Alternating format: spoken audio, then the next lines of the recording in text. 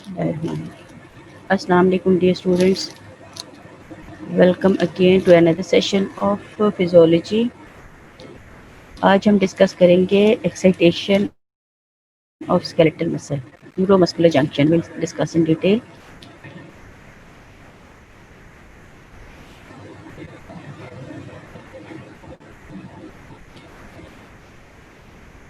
Now,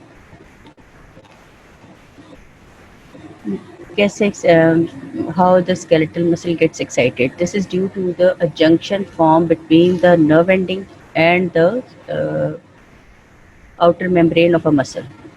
ठीक है, but this is not a junction or this is not a joining के direct contact हो. It is a sort of a junction, a sort of a एक complex बना देते हैं जिसमें कि nerve ending होती है और muscle fiber होता है.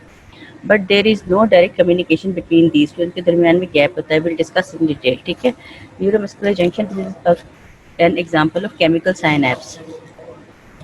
न्यूरोमस्कुलर जंक्शन होता है क्या? जंक्शन बिटवीन मोटर न्यूरॉन वो होते हैं all those nerves which brings the information or directions from the higher centers and they cause the skeletal muscle contraction.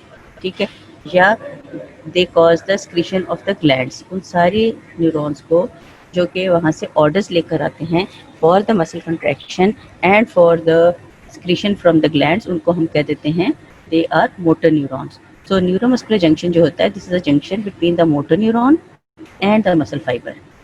और मोटर न्यूरॉन क्या होता है? All the nerves that innervate the muscle fibre, जो कि muscle fibres को supply करती हैं और उनकी कंट्रैक्शन कराती हैं. मोटर यूनिट क्या होता है कि एक जो मोटर न्यूरॉन है और मसल फाइबर है उसको हम ऐसा होल कह देते हैं. This is a motor neuron. ठीक है, जिससे मोटर एक्टिविटी करते हैं. अब मोटर एंड प्लेट क्या होता है? The complex of branching nerve terminals, जो कि एक्सॉन के टर्मिनल्स होते हैं. नर्व टर्मिनल्स में छोटे छोटे ब्रांचिंग होते हैं और वो इनवेजिनेट करते हैं, वो बीच में डिप डाउन होते हैं into the muscle membrane outer, लेकिन वो डायरेक्टली कांटेक्ट नहीं होते, उसको टच नहीं करते हैं. They keep a distance with their. ठीक है, लेकिन उसके बीच में इन्वेजिनेट करते हैं but staying outside the muscle membrane. और जो ये होती हैं इसकी ब्रांचेस जो होती हैं नर्व की, they are covered by the Schwann cells. ठीक है, और इस पूरे पार्ट को हम कहते हैं मोटर एंड प्लेट. ठीक है, उसके बाद आते हैं साइनेप्टिक ट्रफ और gutter. The invagination of the membrane by the, जो कि एक इन्वेजिनेशन डिप डाउन जो स्ट्रक्चर बनता है विद इन द मसल, उसको हम कहते हैं नर्व टर्मिनल, वो साइनेप्टिक ट्रफ या गटर. एक साइनेप्टिक स्पेस होती है जो कि नर्व और मसल के दरमियान में जो स्पेस है जंक्शन में, उसको हम कह देते हैं साइनेप्टिक स्पेस या साइनेप्टिक क्लेफ्ट, और उसकी विड्थ होती है 20 to 30 नैनोमीटर. उसके बाद आते हैं कि जो मसल जो मेम्ब्रेन होती है वो उसके और अंदर जो है ना सर्टेन अंदर क्लेफ्ट्स बनी होती हैं छोटे छोटे. अंदर मैं आपको अभी डायग्राम में समझाती हूँ. तो वो उसमें क्लेफ्ट्स बनी होती हैं जो न्यूमरस फोल्ड्स होते हैं with in the muscle membrane at the bottom of the gutter. तो उसकी वजह से क्या होता है? सरफेस एरिया बढ़ जाता है for the transmission of the nerve fibres. उन सारे जो क्लेफ्ट्स बनती हैं उनको हम कह देते हैं सब न्यूरल क्लेफ्ट्स. ठीक है, सो और एक्सॉन टर्मिनल जो होता है ना, वो एक एनलार्ज होता है, एक नॉब लाइक स्ट्रक्चर होता है गोल सा. ठीक है, द टर्मिनल, उसको हम टर्मिनल बटन भी कहते हैं.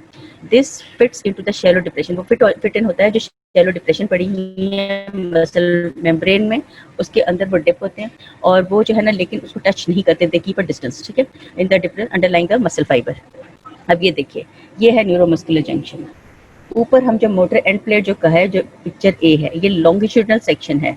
ठीक है, उसमें नीचे आपको मसल फाइबर नजर आ रहा है और उसके ऊपर नर्व टर्मिनल पड़ा हुआ है. ठीक है, नर्व टर्मिनल में अब देखिए आप कि वहाँ से ब्रांचिंग हुई हुई है. ठीक है, और उसमें टीलोग्लाइल सेल्स हैं जो कि सपोर्टिंग सेल्स है, जिसकी ये न्यूक्लिया भी नजर है, मसल न्यूक्लिया है. ठीक है, अब टर्मिनल नर्व ब्रांचेस हैं जिनका आप देखिए, अगर आप गौर से देखेंगे तो उनका और मसल फाइबर के दरमियान में डिस्टेंस है, वो डायरेक्टली टच नहीं कर रहे. ठीक है, और बाहर ग्रे सा स्ट्रक्चर जो है दैट इज माइलिन शीथ और अंदर जो है दैट इज एक्सॉन. ठीक है, ये लॉन्गिट्यूडनल सेक्शन है. इससे आपको पता चल जाता है कि द जो टर्मिनल नर्व ब्रांचेस हैं they keep a distance from the myofibril या मसल फाइबर से. ठीक है, दूसरी जो बी पिक्चर है दैट इज अ सरफेस के ऊपर से उसको हम काटें तो वो कैसा नजर आता है. अब आपको बीच में जो न्यूक्लिएटेड नजर आ रहे हैं वो सारे जो है ना मसल न्यूक्लियाई हैं, और साइड पे जो आपको येलो से नजर आ रहे हैं ब्रांचिंग से, ये जो है ना आपको ये नर्व टर्मिनल्स हैं जो कि एक डिस्टेंस पे है फ्रॉम द मसल फाइबर्स. ठीक है, नीचे जो डायग्राम है, ये डायग्राम आप लोगों ने याद कर लेनी है, समझो कि हिफ्स कर लेनी है। क्यों? कि आपको ये एग्जाम में आती है, draw and label the neuromuscular junction. तो आपने ये डायग्राम बनानी है, ठीक है। इसमें आप देख लिए 3 चीज़ें बहुत इंपॉर्टेंट है जो आपने लेबल करनी है। इसके अलावा जो स्ट्रक्चर आपको नज़र आ रहे हैं, जैसे कि माइटोकॉन्ड्रिया नज़र आ रहा है आपको बीच में, दूसरे वो भी आपने लेबल करनी होती है, ठीक है। अब नीचे जो है ना, जो पिंक में नज़र आ रहा है, ये सारा मस्कुलर स्ट्रक्चर है, और ऊपर जो आपको येलो में और विद पिंक अंदर माइटोकॉन्ड्रिया पड़े हुए हैं ढेर सारे, छोटे छोटे जो है ना वो येलो से राउंड से वेजिकल्स पड़े हुए हैं, वो कैल्शियम के वेजिकल्स हैं, एसिटाइलकोलिन के वेजिकल हैं, सॉरी। और जो एक्सॉन टर्मिनल है, ये पूरा का पूरा ऊपर, और नीचे इसको हम टर्मिनल को कह देते हैं, जो ये एंड प्लेट है, ठीक है, मोटर एंड प्लेट है। और उसके ऊपर जो है आप देखिए कि इनका जो नीचे है मेम्ब्रेन, उसमें एक बड़ी इन्वेजिनेशन है जिसके अंदर ये बुटॉन आके फिट हुआ है, और उसके अंदर फिर छोटे छोटे क्लेफ्ट्स हैं जिनको हम सब न्यूरल क्लेफ्ट्स कहते हैं, ठीक है। और उसके अलावा जो है ना, आप देखिए जो दरमियान में स्पेस है, उसको हम कह देते हैं साइनेप्टिक क्लेफ्ट। और जो ये है पूरा का पूरा एक बना हुआ है बॉटम, उसको हम कह देते हैं साइनेप्टिक गटर, ठीक है, साइनेप्टिक ट्रफ और साइनेप्टिक गटर नीचे, और जो स्पेस है दैट इज साइनेप्टिक क्लेफ्ट। तो आपने, और जो नर्व की मेम्ब्रेन है उसको हम कहते हैं प्री साइनेप्टिक मेम्ब्रेन, और जो मसल की मेम्ब्रेन है उसको कहते हैं पोस्ट साइनेप्टिक मेम्ब्रेन, ठीक है। चूंकि ये पूरा एक साइनेप्स है, neuromuscular junction is a good example of neuro chemical synapse. दो इसके पोर्शन है, नर्व फाइबर टर्मिनल है और मसल फाइबर है, ठीक है।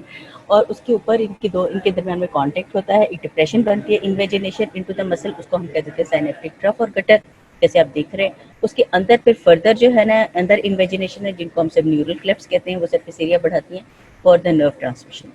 ऊपर जो है फाइबर जो है नर्व का, तो that is the motor end plate. उसके अंदर आपको एसिटाइलकोलिन के वेसिकल्स नजर आ जाएंगे, माइटोकॉन्ड्रिया नजर आ जाएगा। माइटोकॉन्ड्रिया आपको मसल की साइड पर भी नजर आएगा, विच रिलीज द एनर्जी, जो कि एटीपी है, हमें एटीपी एनर्जी हम चाहिए फॉर द मसल कंट्रैक्शन, ठीक है।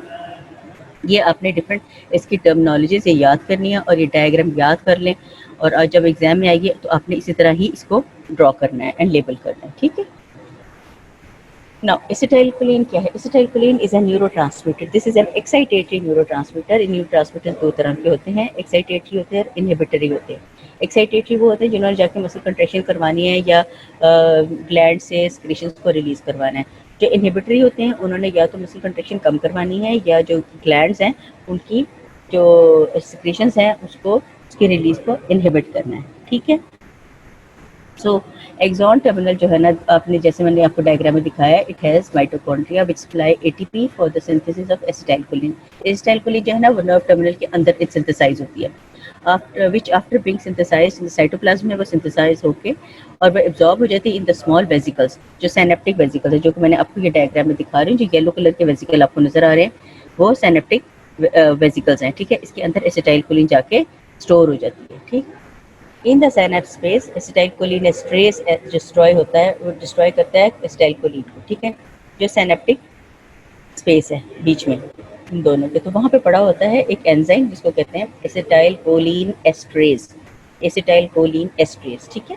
तो वो आपने नाम याद रखना, because this is very important enzyme, क्योंकि ये एक्सेसिव एसिटाइलकोलिन को डिस्ट्रॉय करता है, सो दैट कि एक्सेसिव मसल कंट्रैक्शन ना हो, और फिर वो मसल जो है ना वो फटीग में ना चले जाएं, या कंटिन्यूस जो है ना वो कंट्रैक्शन में ना चले जाएं, ठीक है। So this is a very helpful preventing enzyme. इसके बाद आ जाता है वोल्टेज गेटेड चैनल्स होते हैं कैल्शियम के, they are form by the proteins on both sides of the dense bars penetrating in the neural membrane. They are excited by the nerve impulse and open up for the influx of the calcium, which attract a acetylcholine vesicle. They get attached to the neural membrane and burst open into the synaptic space and release acetylcholine by exocytosis. अब होता क्या है ये देखिए, acetylcholine बनेगा, ये ऊपर जो है ना आपको नजर आ रहा है, ये नर्व टर्मिनल है, ठीक है। यहाँ पर आपको एसिटाइलकोलिन वेसिकल्स नजर आएंगे, ठीक है। ये वेसिकल्स जो है ना, ये जिनमें ब्लू कलर के डॉट्स नजर आ रहे हैं, ये एसिटाइलकोलिन के सिनेप्टिक वेसिकल्स है। जो पर्पल कलर का नजर आ रहा है, this is dense bar. Dense bar पढ़ के इसके दोनों एंड्स के ऊपर प्रोटीन्स लगे होते हैं, जो कि कैल्शियम चैनल्स को, इसके 4 होते हैं कंपोनेंट्स इन प्रोटीन्स के, तो इनको alpha beta gamma and delta, जो अल्फा होते हैं वो जाके जो कैल्शियम चैनल की आपको 2 लाइंस नजर आ रही हैं, इनको जाके टच करते हैं और ये कैल्शियम चैनल ओपन हो जाते हैं। कैल्शियम चैनल ओपन होते हैं तो जो इधर बीच में स्पेस में एक्स्ट्रा सेलुलर फ्लूइड के अंदर जो पड़ा हुआ है कैल्शियम, वो अंदर चला जाता है with in the nerve terminal, और वहाँ जाके वो ये वेसिकल्स को अट्रैक्ट करता है कि वो आके जो है ना अटैच हो जाए विद द मेम्ब्रेन। मेम्ब्रेन के साथ जब आके वेसिकल अटैच होता है तो यहाँ आप देख रहे हो वो बर्स्ट ओपन हो जाते हैं, और through the process of exocytosis सारा ये ब्लू कलर का कैल्शियम जो है ना वो अंदर रिलीज हो गया with in the synaptic cleft. अब साइनेप्टिक क्लेफ्ट के अंदर जब कैल्शियम रिलीज होता है तो ये जाके आगे जो पोस्ट साइनेप्टिक मेम्ब्रेन है, जो मसल की मेम्ब्रेन है, उसके ऊपर जाके रिसेप्टर्स पड़े हुए थे, जैसे आप नीचे आपको नजर आ जाएंगे एसिटाइलकोलिन रिसेप्टर्स, ठीक है, उन पे जाके अटैच होते हैं और वो कन्फर्मेशनल चेंजेस करते हैं, यानी पोजीशन चेंज हो जाती है इन कैल्शियम चैनल्स की, और वो जाके ओपन अप करवा देते हैं ये सोडियम गेटेड चैनल्स को। सोडियम गेटेड चैनल का क्या है, इन्होंने फिर आगे एक्शन पोटेंशियल जनरेट करना है। So this is the sequence events कि किस तरह से कैल्शियम जो है ना वो रिलीज होता है। कैल्शियम वेसिकल्स पड़े हुए हैं नर्व टर्मिनल में, वहाँ पे ही पड़ी हुई है डेंस बार्स के साइड पे प्रोटीन्स लगी हैं, प्रोटीन्स जाके जो है ना वो कैल्शियम चैनल्स को अटैच होती हैं, तो ये कैल्शियम चैनल ओपन अप हो जाते हैं। वहाँ से अंदर कैल्शियम जाएगी, वेसिकल्स को अट्रैक्ट करते हैं टुवर्ड्स द मेम्ब्रेन, वहाँ के वेसिकल अटैच होते हैं न्यूरल मेम्ब्रेन के साथ और बर्स्ट ओपन हो जाते हैं to the outside by exocytosis. बाहर जब साइनेप्टिक क्लेफ्ट में निकल आते हैं तो वो आगे पोस्ट साइनेप्टिक मेम्ब्रेन पे एसिटाइलकोलिन रिसेप्टर्स को अटैच हो जाते हैं, वहाँ अटैच होकर ये अपनी पोजीशन चेंज करते हैं, जिसको हम कहते हैं कन्फर्मेशनल चेंजेस, और वो फिर आगे ये sodium gated voltage gated channels को ओपन अप करते हैं, जिससे कि बाद में डिपोलराइजेशन होती है, ठीक है। अब postsynaptic membrane contains the receptor for the acetylcholine. As we have seen, the receptor is a protein complex having alpha, beta, delta and gamma proteins. जो एसिटाइलकोलिन हो जाती है, they binds to the alpha subunit of the nicotinic receptor and causes the conformational change, ठीक। When conformational changes occur, the center core of the channel opens and permeability of the motor end plate to sodium, potassium and calcium increase. वो जो sodium वाले हैं वो सिर्फ sodium नहीं, potassium और calcium वाले भी खुल जाते हैं, लेकिन ज़्यादा जो होता है number that is of the sodium, तो सोडियम चैनल जो होते हैं ना वो डोमिनेट कर जाते हैं। The chloride ion being negatively charge do not pass through these channels, क्योंकि चैनल्स के साइड पे नेगेटिव चार्ज होता है, इसलिए क्लोराइड जो होते हैं ना वो पास नहीं होते, सोडियम और पोटेशियम पास होते हैं, ठीक है। More sodium ions move inside the membrane as the resting membrane potential is -80 to -90. This creates a large positive potential which is called the end plate potential, जो कि मसल के ऊपर अंदर यहाँ पर इस डायग्राम में आप देखिए, जहाँ पर सोडियम वोल्टेज गेटेड चैनल जो है वो ओपन अप होंगे तो अंदर चला जाएगा सोडियम, तो पॉजिटिविटी हो जाएगी, जो कि पहले -80 to -90 रेस्टिंग मेम्ब्रेन पोटेंशियल है नर्व फाइबर का, वहाँ पे पॉजिटिविटी होगी डिपोलराइजेशन। और डिपोलराइजेशन का मतलब ये है कि इम्पल्स जनरेट हुई है और वो फिर आगे प्रोपेगेट करेगी। When the ion channels on the postsynaptic membrane open, both the sodium and the potassium they flow down their concentration gradients. जाहिर है बाहर सोडियम जो है ना बाहर ज़्यादा पड़ा हुआ है वो अंदर आ जाएगा, और पोटेशियम अंदर ज़्यादा है वो बाहर निकलेगा। At resting potential, net driving force for the sodium is much greater than potassium, ठीक है, जाहिर है उनका ज़्यादा इफेक्ट होता है। When the sodium acetylcholine triggers the opening of these channels, more sodium moves inwards than the potassium outwards, depolarizing the end plate. This potential change is called the end plate, यानी sodium की inward movement से जो potential generate होता है at the end plate which is the positivity, जो कि depolarisation होती है, उसको हम कह देते हैं and plate potential. And plate potential वो एक ट्रू एक्शन पोटेंशियल नहीं होता, बल्कि वो एक फैसिलिटेट करता है सोडियम की इनवर्ड मूवमेंट को, जो कि अंदर मेम्ब्रेन पोटेंशियल को थ्रेशोल्ड तक ले जाते हैं। थ्रेशोल्ड तक ले जाने का मतलब ये होता है कि उसके बाद वहाँ पर जाके एकदम से सोडियम गेटेड चैनल खुलते हैं और डिपोलराइजेशन कंप्लीट हो जाती है, ठीक है, जैसे हमने कल के लेक्चर में, परसों के लेक्चर में पढ़ा था, ठीक है।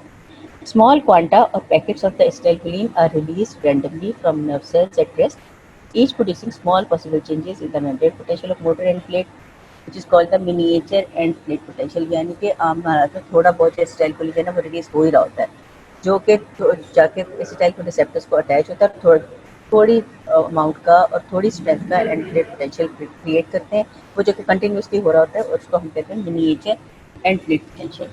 When nerve impulse reaches the ending, the number of the quanta released increase by the several fold and results in the large and plate potential, ठीक है। जब स्टिमुलस आता है तो यही जो थोड़ी सी क्वांटिटी में थोड़े क्वांटा जो रिलीज हो रहे हैं ये बहुत ज़्यादा रिलीज होने शुरू हो जाते हैं, और ज़्यादा सोडियम चैनल जो है ना वो ओपन अप हो जाते हैं। So voltage of the end plate potential जो है ना 50 to 75 -50 to -75 मिलीवोल्ट पे चले जाता है। रेस्टिंग मेम्ब्रेन पोटेंशियल -90 है, तो एट -65 जब वो -50 -75 से होते थे, जब -65 पे जाते हैं तो वो there is opening up of the voltage gated sodium channels. Voltage gated खुलते हैं तो फिर sudden influx of the sodium होता है। So the purpose of end potential is to bring the membrane potential to threshold. जैसे मैंने आपको बताया, ये एक्चुअल एक्शन पोटेंशियल नहीं होता, बल्कि ये जो रेस्टिंग मेम्ब्रेन पोटेंशियल है उसको थ्रेशोल्ड लेवल तक ले आते हैं, -65 तक, और उसके आगे फिर सोडियम वोल्टेज गेटेड चैनल खुल जाते हैं, जिससे कि बाहर सारा जो सोडियम है वो उसका इन्फ्लक्स हो जाता है।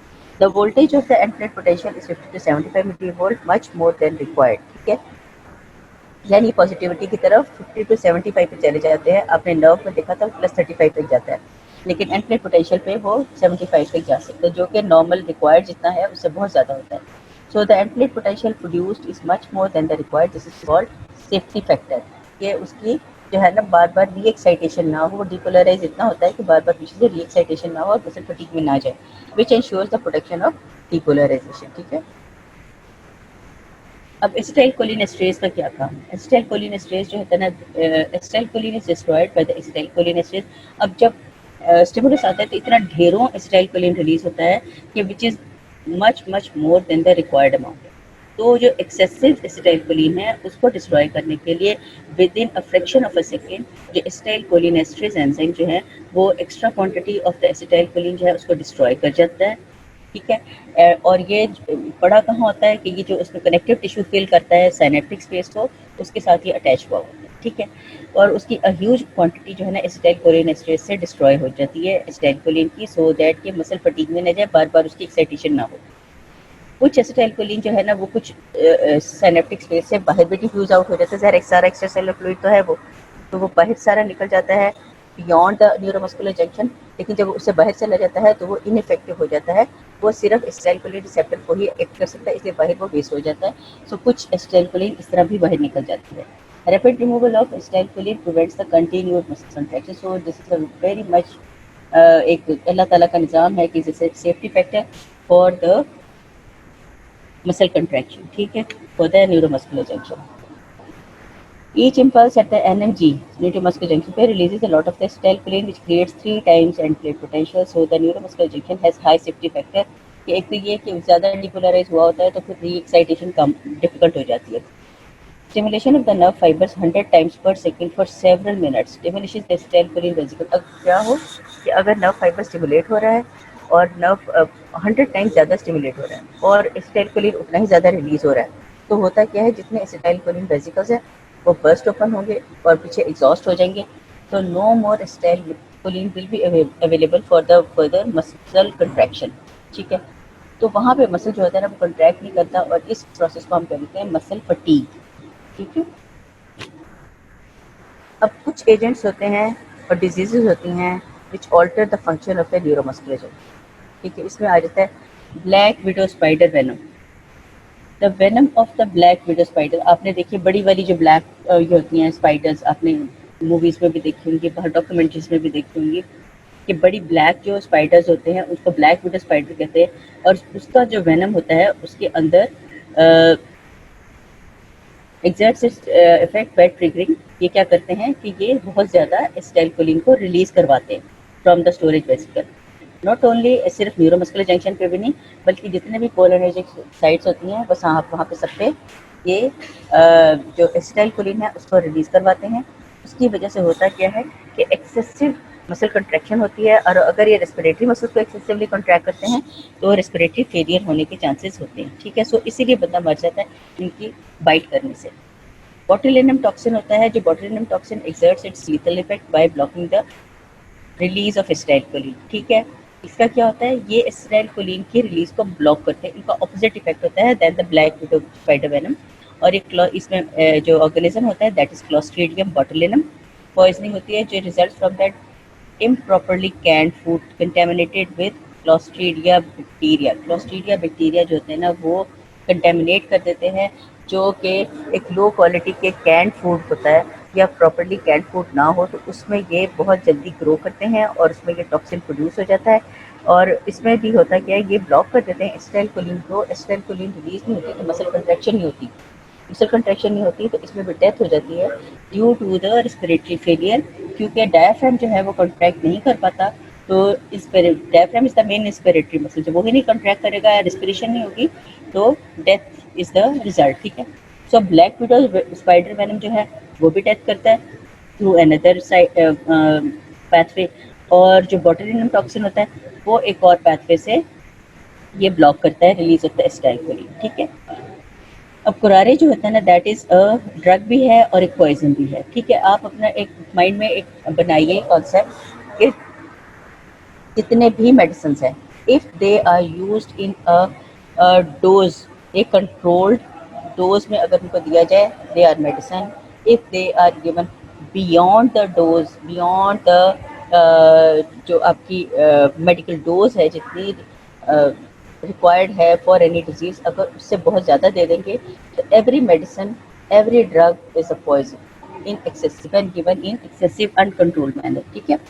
The curare competitively binds to acetylcholine receptor sites on the motor end plate, so the acetylcholine cannot combine with these sites to open ion channels, ठीक है। ये क्या करते हैं कि जो रिसेप्टर साइट्स होती हैं एसिटाइलकोलिन की, ये वहाँ जाके उनको कवर कर लेती हैं, ठीक है।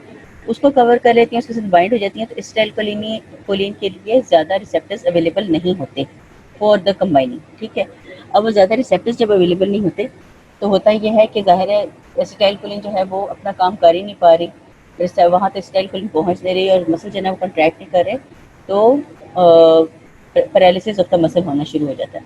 इन severe poisoning person dies of respiratory failure। In respiratory failure इसमें भी होता है, वो भी रीज़न वही होती है कि चूँकि एसिटाइलकोलिन जो है वो इनहिबिट हो गया, वो रिलीज़ नहीं हो रहा, या वो रिलीज़ हो भी रहा है तो आगे रिसेप्टर पे कंबाइन नहीं कर रहा, ठीक है। So no more acetylcholine is available to the muscle for its contraction. तो जो स्पेशली जब रेस्पिरेटरी मसल कंट्रैक्ट नहीं करता, डायफ्राम कंट्रैक्ट नहीं करता, तो मरीज़ की डेथ हो जाती है ड्यू टू रेस्पिरेटरी फेलियर। और इन एंशिएंट टाइम्स जो एरोज होते थे उनके ऊपर ये लोग कुरारे पॉइजनिंग ही उसको हम फॉलो करते थे, ताकि जो वो तीर जब लगता था उसको, तो रेस्पिरेटरी फेलियर जो पॉइजन जो था वो स्प्रेड कर जाता था और सारे जो एसिटाइलकोलिन रिसेप्टर साइट्स होती थी उसको ये जाके ब्लॉक कर देता था और मसल पैरालिसिस हो जाता था, ठीक है। और रेस्पिरेटरी मसल पैरालिसिस होता था तो death result, that is the main result of it. अच्छा, अब कुछ सर्टेन ड्रग्स भी होती हैं जो कि या तो एनहांस करती हैं या ब्लॉक करती हैं transmission of the nerve impulse at neuromuscular junction. अब पहले ग्रुप ऑफ ड्रग है जैसे which stimulate the muscle fibre by acetylcholine like reaction, यानी कुछ ड्रग्स ऐसी होती हैं जिनका के एसिटाइलकोलिन लाइक रिएक्शन होता है, जैसे वो जाके उसी तरह ही रिसेप्टर साइट्स पे एसिटाइलकोलिन की तरह लगती हैं और वो जाके उसी तरह ही मसल कंट्रैक्शन करवाती हैं। उसमें क्या हो जाती हैं, डिफरेंट ड्रग्स होती हैं, मेथाकोलिन आ जाता है, कार्बाकोल आ जाता है एंड निकोटीन आता है। और इसमें क्या है, these drugs they are not destroyed by acetylcholinesterase. देखिए इतना इसका ये जो है एक डिजास्टर्स इफेक्ट है कि अगर एक्सेसिव एसिटाइलकोलिन नेचुरली बन रहा है तो उसमें जो एक्सेसिव होगा वो तो एसिटाइलकोलिनेस्ट्रेज से हो जाएगा डिस्ट्रॉय। लेकिन अगर हम ये ड्रग्स लेते हैं, मेथाकोलिन, कार्बाकोल या निकोटिन वगैरह लेते हैं, निकोटिन किस में होता है, ये जो करते हैं स्मोकिंग करते हैं, तो अगर ये एक्सेसिव अमाउंट में चला जाएगा तो ये चूंकि डिस्ट्रॉय नहीं होता, तो ये एक्सेसिव स्टिमुलेशन करता रहता है एसिटाइलकोलिन रिसेप्टर्स की जहाँ कहीं भी पड़े हुए हैं। तो ये अगर रेस्पिरेटरी पे करेगा तो ऑब्वियसली ये रेस्पिरेटरी जो है ना डिस्ट्रेस करता है और एक्सेसिव मस्कुलर कंट्रैक्शन करवाता है और मसल स्पैज्म में भी चले जाते हैं। फिर दूसरा ग्रुप आ जाता है ड्रग्स का that stimulate the neuromuscular junction by inactivating acetylcholinesterase. पहला वाला ग्रुप है जो कि एसिटाइलकोलिन लाइक रिएक्शन है, एसिटाइलकोलिन लाइक एक्शन करता है। दूसरा जो है वो एसिटाइलकोलिनेस्ट्रेज को ही डिस्ट्रॉय कर देता है या उसके एक्शन को इनहिबिट कर देता है, इसलिए जो एसिटाइलकोलिन रिलीज हुई है एक्सेसिव, वो जो है ना उसकी इनहिबिशन नहीं होती, वो डिस्ट्रॉय नहीं होता। So more of the acetylcholine is available for the muscle contraction के वाकई रिसेप्टर्स पर अटैच हो जाए। अब उसको जो ड्रग्स जो है उसको इनएक्टिवेट करती हैं, उसमें आ जाता है नियोस्टिग्मिन आ जाती है और फाइजोस्टिग्मिन आ जाती है। और दूसरी very important drug is the di isopropyl fluorophosphate. ये ड्रग बहुत ही इंपॉर्टेंट है क्योंकि मसल स्पैज्म कर सकती है और मेनली ये लेरेंजियल मसल स्पैज्म करती है, लैरिंक्स को जो है ना ये चोक कर देती है, वहाँ के मसल्स को स्पैज्म में कंट्रैक्शन में ले जाती है और डेथ हो जाती है उस बंदे की बहुत जल्दी, क्योंकि ये रिवर्सिबल नहीं होती। नियोस्टिग्मिन और फाइजोस्टिग्मिन का जो एक्शन होता है वो रिवर्सिबल होता है, और लेकिन जो डाई आइसोप्रोपाइल फ्लोरोफॉस्फेट है इसको हम इसका एक्शन जो है वो रिवर्सिबल नहीं होता, कंटिन्यूड एक्शन होता है और इसकी वजह से डेथ हो जाती है। और इसको हम एक पावरफुल नर्व गैस पॉइजन भी कहते हैं। The powerful nerve gas poison is the diisopropyl fluorophosphate. तीसरी ग्रुप ऑफ ड्रग्स है that block the transmission at neuromuscular junction. ठीक है, ब्लॉक करते हैं, जैसे कि जो मैंने पहले कुरारे में बताया, कुरारे फॉर्म ड्रग्स होते हैं जिसमें most important drug is that D tubocurarine. ठीक है, डी ट्यूबोक्लोरीन जो कि जाके ब्लॉक कर देती है receptor sites for the acetylcholine, और उस तरह से आगे नर्व इम्पल्स जो है ना वो ट्रांसमिट नहीं होती है। ठीक है, this was all about the neuromuscular junction. Now, as we discussed the abnormalities of the neuromuscular junction, उसमें एक बहुत important disease है वैसे भी, के मेडिकल पॉइंट ऑफ व्यू से भी और आपके एग्जामिनेशन पॉइंट ऑफ व्यू से भी, which is myasthenia gravis. Myasthenia gravis पे आपको MCQ भी आ सकता है, उस पर शॉर्ट नोट भी आ सकता है, उस पर पूरा आपको 3 मार्क्स का पूरा क्वेश्चन भी आ सकता है। तो माइस्थेनिया ग्रेविस क्या होता है, कैसे होता है, और इसको किस तरह ट्रीट किया जाता है, इसके साइन सिम्टम्स क्या होते हैं, किन लोगों में ज़्यादा होता है, ये सब बातें आपको पता होनी चाहिए, बिकॉज ये किसी न किसी फॉर्म में एग्जाम में आ ही जाता है। और न्यूरो जो आप नर्व एंड मसल, ये जो हम सारा पढ़ रहे हैं यूनिट, तो इसमें से बहुत सारे क्वेश्चंस आप लोग को आते हैं, क्योंकि ये इसमें सारा upper half of the body जो है ना मेनली इन्वॉल्व होता है। तो आप लोगों को ये इसके बारे में कॉन्सेप्ट ज़्यादा क्लियर होने चाहिए। और माइस्थेनिया पे क्वेश्चंस बहुत आते हैं, so listen to it carefully. ये एक डिजीज होती है which involves the neuromuscular junction and it is characterised by the extreme muscular weakness and paralysis. ठीक है, this is a disease which occurs in the above 30 के जो लोग होते हैं उनमें यूजुअली होती है, और मोस्टली फीमेल्स में होती है। तो और ये दिस यूजुअली अकर, इसमें क्या होता है, सुबह को तो बंदा ठीक होता है और शाम में उसके सिम्टम्स जो होते हैं ना वो वर्स होने शुरू होते हैं। शाम को उसको फटीग फील होना शुरू हो जाती है, और ही और she can not work with the efficiency with which they can do their daily routine work in the morning, लेकिन इवनिंग में आके दे गेट एग्जॉस्टेड। ठीक है, अब होती क्या है, this is an auto immune condition. Auto immune होती है, auto means self and immune, के ये जो self immunity, auto immune condition के हमारी और एंटीबॉडीज बन जाती हैं अगेंस्ट अवर ओन टिश्यूज, या they compete with the normal sequence या नॉर्मल मेटाबॉलिक प्रोसेसेस में they compete with the other substances.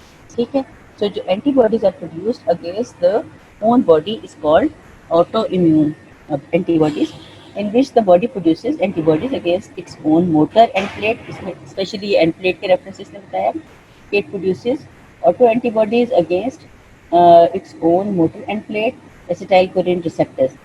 they either block the receptors or destroy the receptors। ठीक है, ये ऑटो एंटीबॉडीज बन जाती हैं और ये उसमें बॉडी में सर्कुलेट करती रहती हैं, और ये जाके स्पेशली जो मोटर एंड प्लेट होती है वहाँ पर जाके या तो ये एसिटाइलकोलिन रिसेप्टर्स को ब्लॉक कर देती हैं या उसको डिस्ट्रॉय कर देती हैं, यानी कि वो कम्पीट कर रही हैं with the acetylcholine for the receptor site. ठीक है, उनका मुकाबला हो रहा है उससे, तो ये जाके कर लेती हैं। सो एसिटाइलकोलिन के लिए ज़्यादा रिसेप्टर्स अवेलेबल नहीं होते टू एक्टिव, तो इसलिए शाम तक जो है ना जो अवेलेबल रिसेप्टर साइट्स होती हैं वो यूज़ हो जाती हैं, और शाम को एसिटाइलकोलिन के लिए कोई भी रिसेप्टर अवेलेबल नहीं होता कि वो जाके अटैच और जाके मसल कंट्रैक्शन कराए।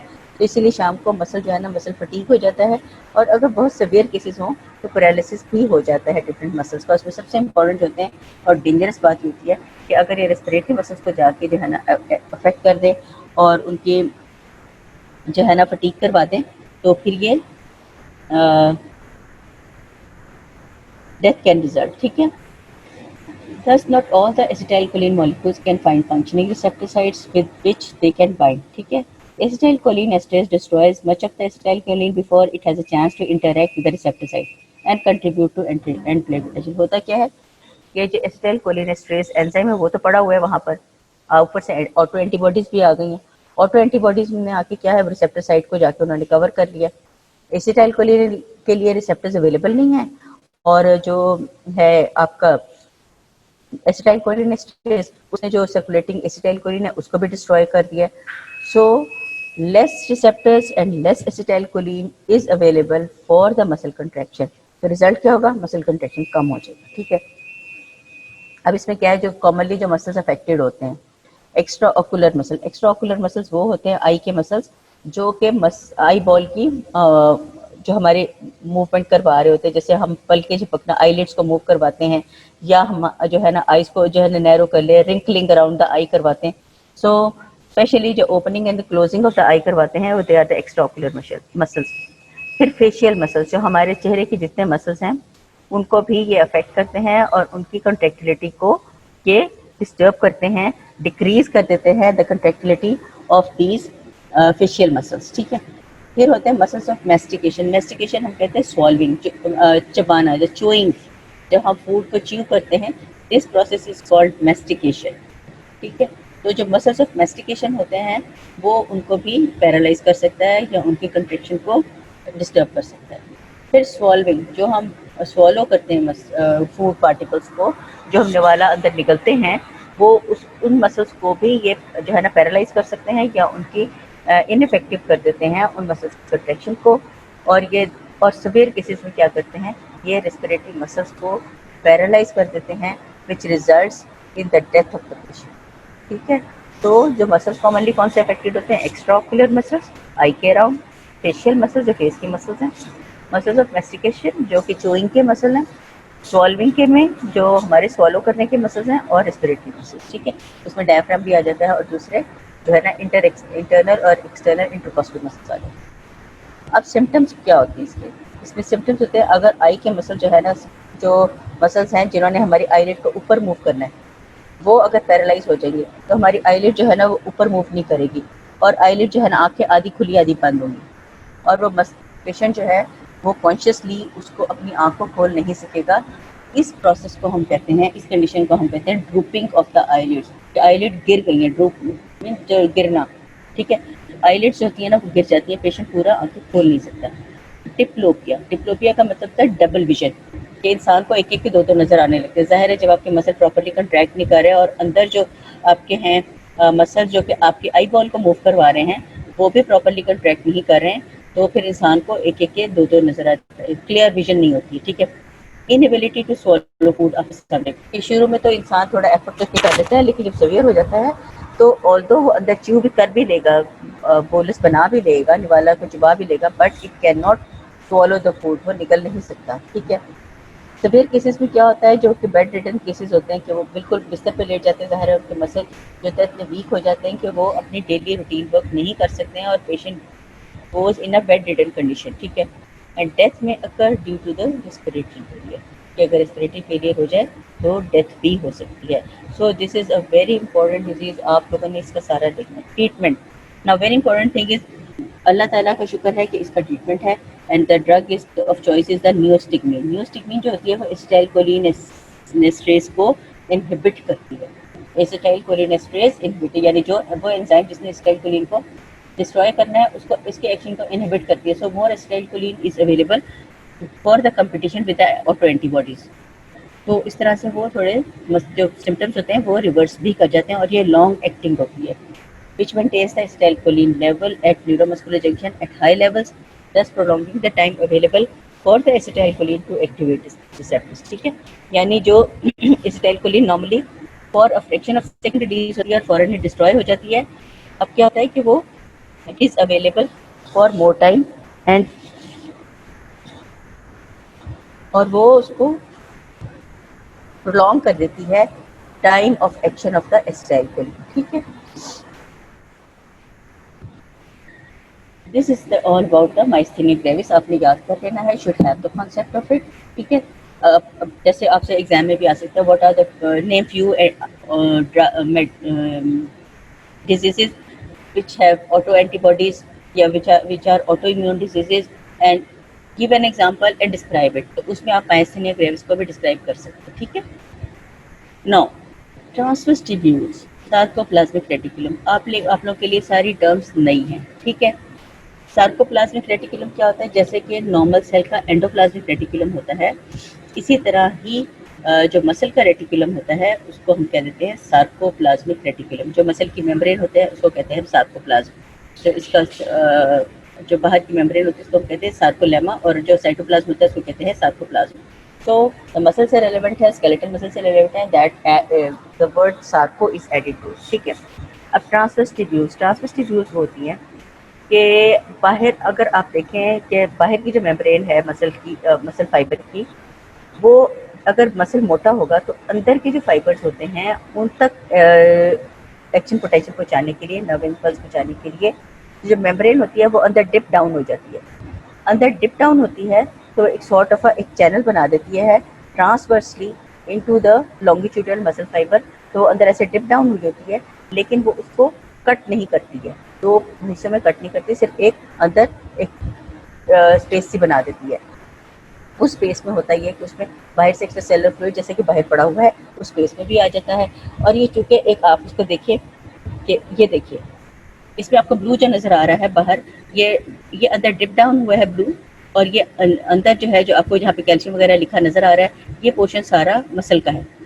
बाहर की ये मेम्ब्रेन है जो कि अंदर डिप डाउन हुई है। अब ये देखें जब लॉन्गिट्यूडनल चल रही है तो इसके अगेंस्ट ये जो अंदर डिप डाउन हुई है इसके ट्रांसवर्स है, ये ट्यूब्यूल का पार्ट है, इसको हम कहते हैं ट्रांसवर्स ट्यूब्यूल्स। इनका काम ये है कि जो डीपर मसल फाइबर्स हैं उन तक एक्शन पोटेंशियल पहुंचाना ताकि वो भी कंट्रैक्ट करें।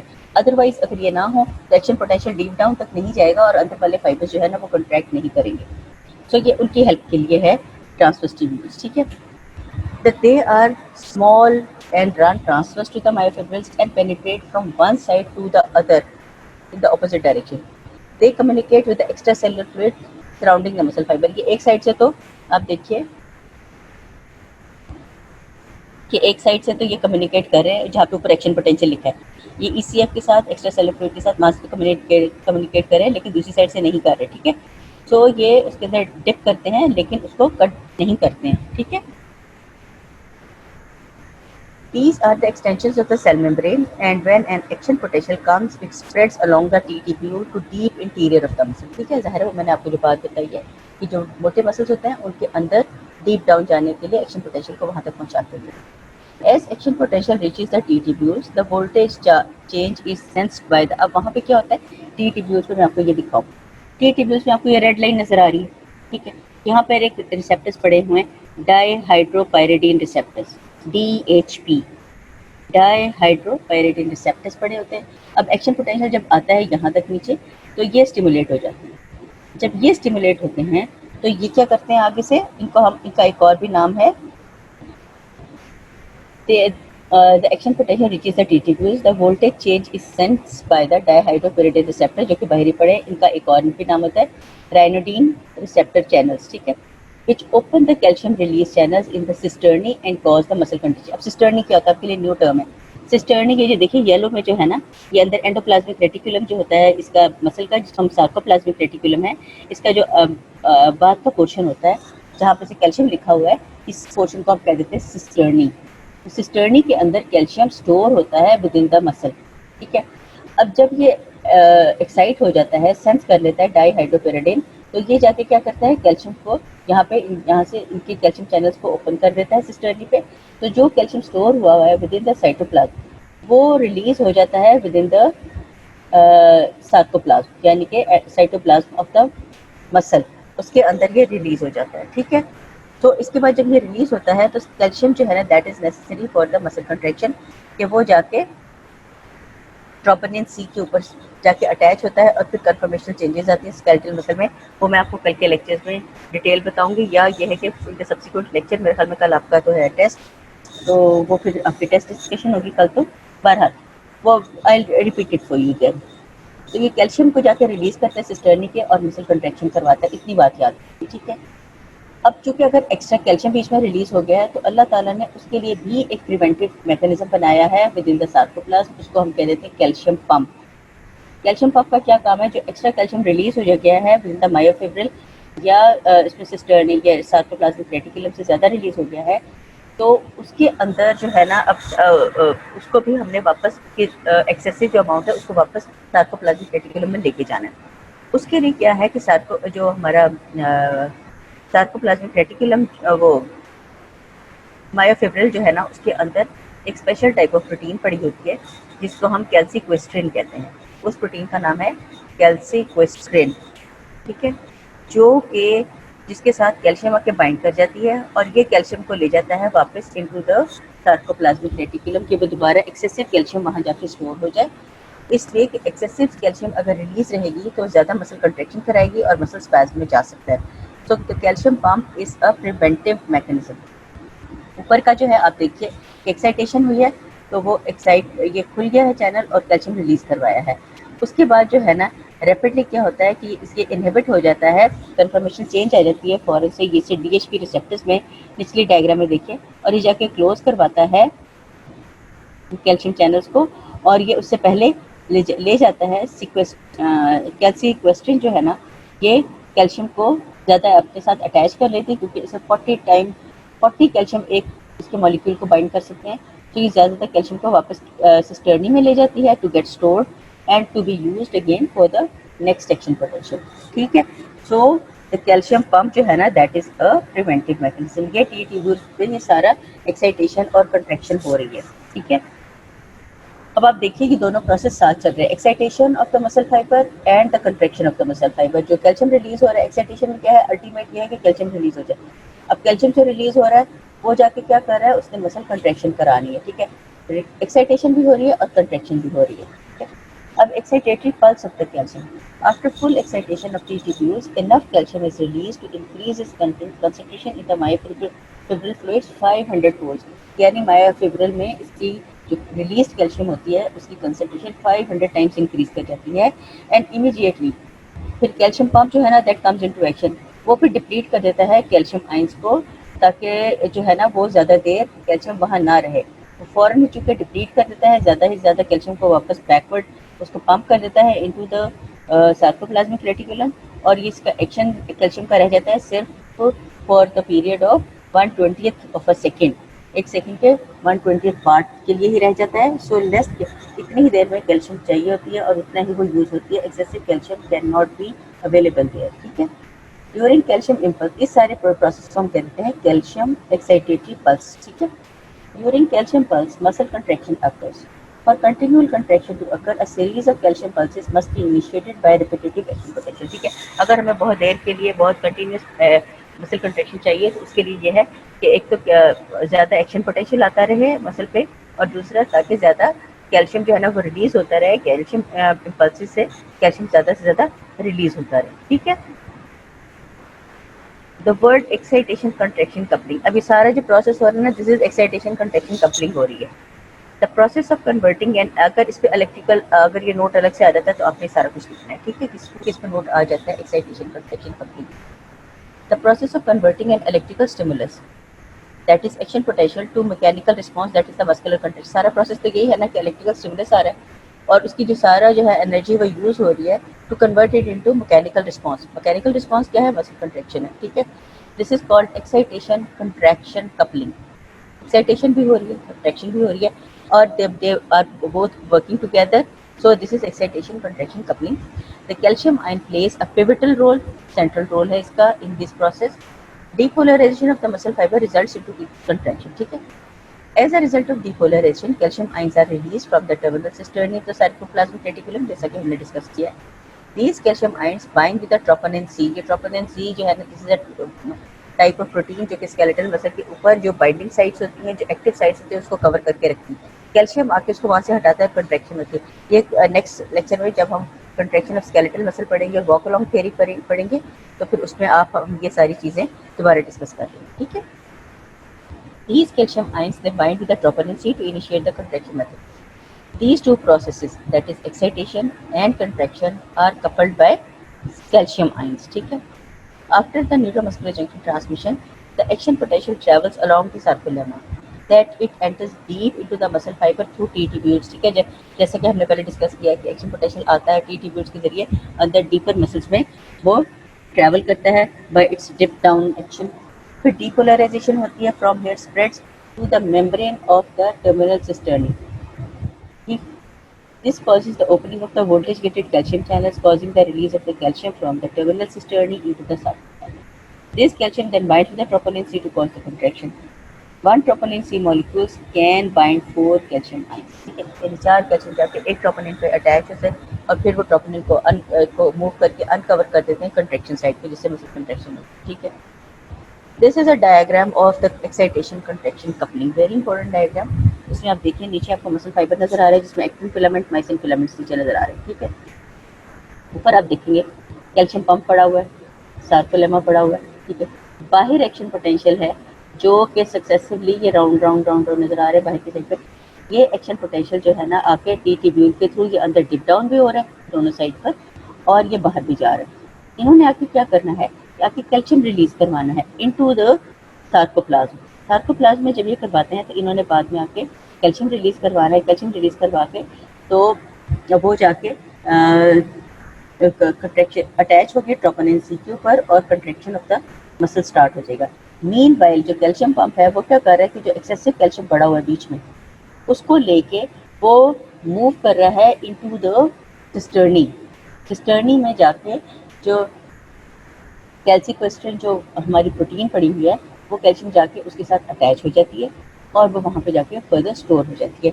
This picture demonstrates the whole story of the excitation contraction coupling, ठीक है, of the muscle, showing that an action potential that causes the release of the calcium ion from the sarcoplasmic reticulum, दिखा रहे कि sarcoplasmic reticulum से calcium ion release हो रहा है, ठीक है।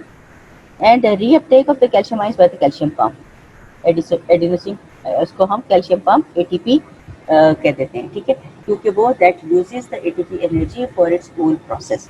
सारे मसल कंट्रैक्शन के दौरान और nerve impulse generation and transmission उसके दौरान सारा जो है ये यूज हो जाती है हमारी एटीपी, ठीक है।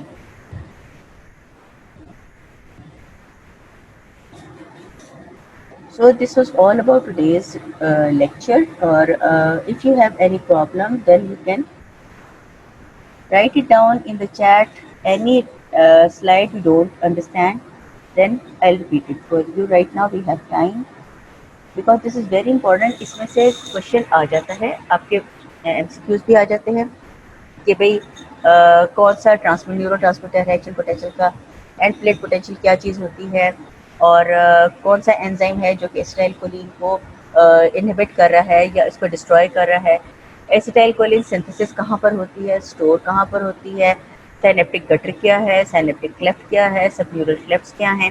फिर आपसे पूछ लेते हैं कि जो है इसकी एक्साइटेशन कैसे होती है, ठीक है, एक्साइटेशन कंट्रैक्शन कपलिंग के ऊपर आ जाता है। फिर how this transmission of the nerve impulse from the nerve fiber वो आगे जाके मसल्स तक कैसे ट्रांसमिट होती है, रोल ऑफ कैल्शियम पंप क्या है, और सिस्टर्नी का क्या है, टी ट्यूब्यूल्स ट्रांसवर्स ट्यूब्यूल्स का क्या फंक्शन है, उनकी इम्पोर्टेंस क्या है और वो किस तरह से एक्ट करती हैं, और किस तरह से जो है ना कैल्शियम पंप जो है ना कौन सी प्रोटीन है जो कि मैक्सिमली बाइंड करती है कैल्शियम के साथ, सो दैट कि सारी कैल्शियम जो है ना दोबारा gets attach to it and gets stored in the storehouse of the cisternae, ठीक है। So if you have any question regarding the neuromuscular junction वो आप लोग मुझसे क्वेश्चन कर सकते हैं। ये वाली डायग्राम बेटा आपने अज़बर कर लेनी, याद कर लें, नीचे वाली स्पेशली, क्योंकि draw and label neuromuscular junction सिर्फ इतना भी क्वेश्चन आ सकता है आपको 3 मार्क्स का। अगर आप ये बिल्कुल सही बता देंगे, इसकी लेबलिंग ठीक कर देंगे, you will get full marks, ठीक है। और बच्चे बनाते हैं और बहुत खूबसूरत डायग्राम बनाते हैं। ये आपका बहुत इंपॉर्टेंट है कि how acetylcholine is produced and how acetylcholine is release, ठीक है। सो आप लोग जो है ना ये इसको याद कीजिए।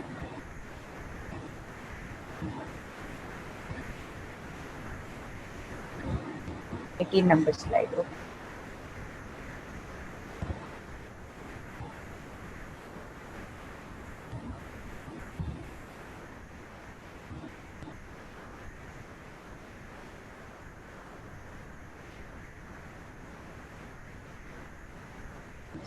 ओके, ये है this is about transverse tubules. आपने ये याद रखना है कि जिस लंबाई के रुख मसल पड़ा हुआ है जहाँ पे ये कैल्शियम सिस्टर्नी जा रहे हैं, ठीक है, ऊपर ये जो लाइन है ब्लू ये लॉन्गिट्यूडनल है, इसके अंदर से डिप डाउन हो रही है ये मेम्ब्रेन अंदर within the muscle dip down हो रही है। तो आप देखिए कि इसमें कहीं ब्रेक नहीं है और ये दूसरी साइड पे भी मसल को कट नहीं कर रही, बल्कि ये एक ट्यूब की तरह बना देता है, इसमें जैसे ट्यूब अंदर किसी मसल के अंदर डिप कर दी, इसको हम टी ट्यूब्यूल कह देते हैं। टी ट्यूब्यूल के ऊपर जो है ना पड़े हुए हैं रिसेप्टर्स, डाई हाइड्रोपेरिडिन रिसेप्टर्स, जो कि जब भी एक्शन पोटेंशियल होता है तो ये इसको सेंस कर लेते हैं जब ये सेंस करते हैं कि एक्शन पोटेंशियल जनरेट हुआ है, डीपोलराइजेशन हुई है, तो ये क्या करते हैं, फ़ौरन से जो कैल्शियम चैनल्स हैं विदिन द सिस्टर्नी उसको खोल देते हैं। अब सिस्टर्नी जो होते हैं सार्कोप्लाज्मिक रेटिकुलम के, उसके अंदर कैल्शियम स्टोर हुई है। वो क्या करते हैं, जब कैल्शियम रिलीज कर देते हैं विदिन द सार्कोप्लाज्म, सार्कोप्लाज्म के अंदर जाके वो वहाँ पर जो कंट्रैक्टिंग फाइबर्स पड़े हुए हैं ट्रोपोनिन सी, वो उसके साथ अटैच हो जाती है और मसल कंट्रैक्शन करवाती है। उसके बाद ये हो गया इसका एक्साइटेशन। अब जो है, जो एक्सेसिव कैल्शियम जो कि रिलीज हो रहा है, जो कि यूज नहीं होना फॉर द कंट्रैक्शन, तो उसको हम वापस स्टोर हाउस में ले जाने के लिए क्या करते हैं, इतनी देर में जब एक्शन पोटेंशियल भी आपने देखा है 100 सेकेंड के लिए होता है, तो ये जो है जब एक्शन पोटेंशियल खत्म होता है तो DHP जो है ना, ये इसको फिर सेंस कर लेती है और ये क्लोज हो जाता है, और इधर से ही कैल्शियम चैनल भी क्लोज हो जाते हैं। कैल्शियम चैनल क्लोज होते हैं, जो एक्सेसिव कैल्शियम होती है थ्रू द कैल्शियम पम्प और with the help of this calsequestrin जो प्रोटीन है, उसके थ्रू एक्सेसिव कैल्शियम जो रह जाता है सार्कोप्लाज्म में, उसको दोबारा वो अपने साथ अटैच करके अंदर ले जाते हैं और वहाँ पर वो स्टोर हो जाती है कैल्शियम दोबारा। सो इस तरह से ये टी ट्यूब्यूल जो है ये हेल्पफुल होती हैं to take the action potential into the deeper muscle layers, so that कि कोई डीपर मसल लेयर जो है वो अनकंट्रैक्टेड या अनएक्साइटेड ना रह जाए। This is the whole process for the process of transverse tubules. ठीक है, is it clear? Any question? और भी कोई क्वेश्चन है तो you are welcome to ask. ठीक है,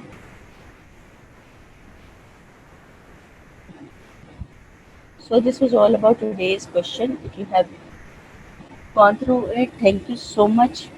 और कल टेस्ट आप लोग अच्छा सा करना। पिछला टेस्ट जो है ना बहुत होपलेस था, हम सारे ही पूरा डिपार्टमेंट बहुत डिसअपॉइंटेड था। तो कोशिश करें उसको पढ़ें और उसको अच्छी तरह से प्रिपेयर करके, क्योंकि ये मोस्ट ऑफ द टॉपिक्स जो है कल के टेस्ट में वही हैं जो कि आप FSC में थोड़े बहुत करके आए हैं। तो you have a background knowledge of it, so go through it, read it, and बड़े स्मार्टली आपने कल जो है ना क्वेश्चन आंसर करने हैं, so that कि हमें भी कुछ मज़ा आए कि हम आगे देखिए जब रिस्पॉन्स अच्छा आता है तो हम more they we are involve more enthusiastically with you people. ठीक है, सो आई होप कि कल हम बहुत अच्छे से टेस्ट देखेंगे और चेक करेंगे, और हमें भी अच्छा लगता है कि हमारे हमें अच्छे से रिजल्ट्स दे बच्चों के आगे डिपार्टमेंट्स को। ठीक है, and thank you so much for listening. तो क्वाइटली मेरी तरफ तो म्यूट ही है ना। ठीक है, ओके, अल्लाह हाफिज़, सी यू टुमारो। यस यस,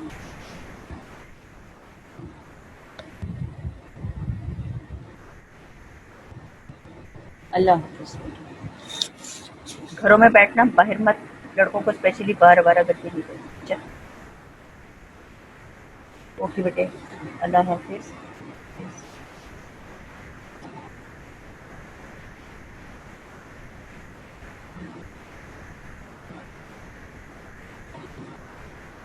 चलो जाओ लड़के, फटाफट जाके सारे सब लोग अपने अपनी नमाज पढ़ो, अल्लाह ताला की दुआ करो हर चीज़ से। फिर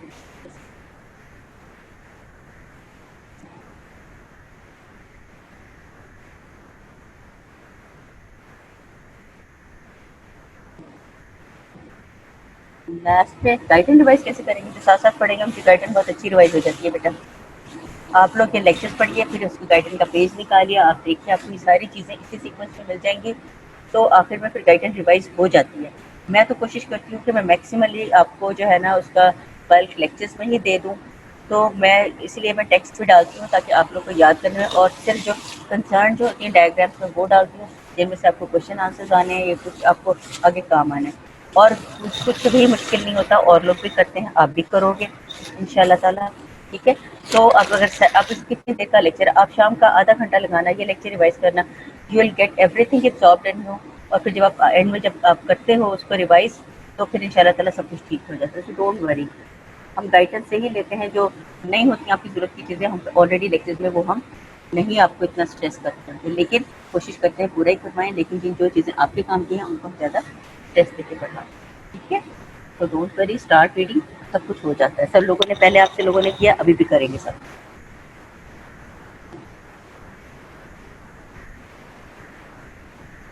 ओके बेटे, अल्लाह हाफिज़।